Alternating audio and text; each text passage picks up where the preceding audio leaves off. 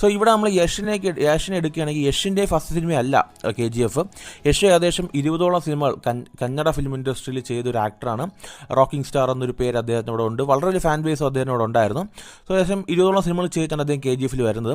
And KGFനെ സംബന്ധിച്ചിടത്തോളം ആ ഒറ്റ പടം കൊണ്ട് അദ്ദേഹം നോക്കുകയാണെങ്കിൽ പിന്നെ ഒരു എന്താ പറയുക വലിയൊരു ഫാൻ ബേസ് അദ്ദേഹം ക്രിയേറ്റ് ചെയ്യാൻ കഴിഞ്ഞു.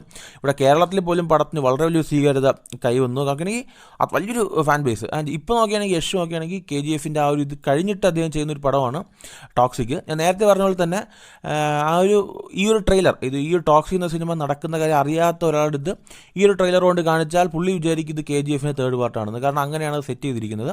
ഞാൻ ട്രെയിലറിനല്ല ഇവിടെ കുറ്റം പറയുന്നത്. സോ യഷിൻ്റെ ഇനിയുള്ള സിനിമകൾ എടുത്ത് നോക്കിയാൽ അദ്ദേഹം ഇനി രാമായണം സിനിമയ്ക്കകത്ത് നമ്മുടെ രാവണനായിട്ട് വേഷമിടുന്നുണ്ട്.